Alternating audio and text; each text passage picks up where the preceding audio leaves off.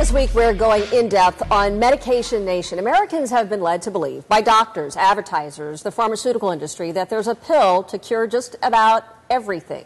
Well, CNN Networks looks into the politics as well as the pills. So you go to one doctor for a problem, you get a prescription. You go to another doctor for something else, you get another medication. Well, that is what some experts call prescription multiplication. Senior medical correspondent Elizabeth Cohen has the story of one woman who learned about the dangers firsthand. This is how you lose your life. For me to see this, just brings back the 10 years of suffering. What went wrong? Alessandra Rain says too many doctors, too much medicine. It started when Rain had trouble sleeping. Her family doctor prescribed sleeping pills. A few weeks later, she developed bronchitis, so a pulmonologist put her on antibiotics. Then she had a rapid heartbeat. A cardiologist gave her medicine for that. And it didn't end there. Depression soon followed. A psychiatrist prescribed antidepressants. And on it continued until eventually Rain says she was seeing 6 different physicians, taking 12 different types of medications, each month taking hundreds of pills, spending more than $900 on prescriptions. But you just take them without thinking.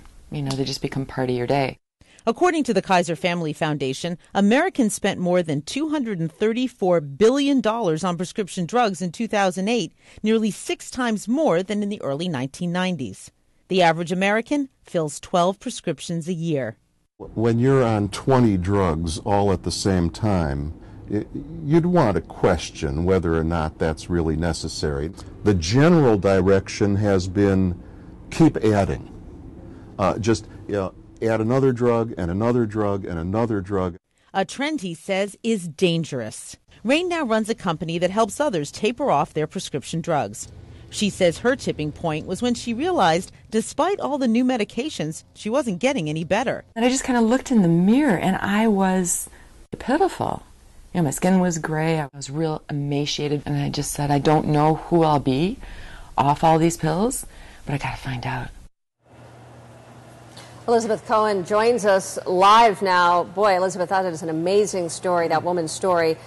Is it true? Didn't she really need all of those drugs? She says that she really did need some of them. There's no question. But she says, looking back, she didn't really need all of them. And she wishes she had asked her doctor at the time, do I really need this prescription? Is there another way we can address the problem? How in the world did she get off of all of those medications? Suzanne, she went cold turkey, and she does not recommend that. It was really a mistake. There's other ways to go off medicine more safely. And so let's talk about these empowered patient tips. First of all, you should start off by going to one pharmacist, because that pharmacist knows everything you're taking and can tell you if there are interactions between different drugs.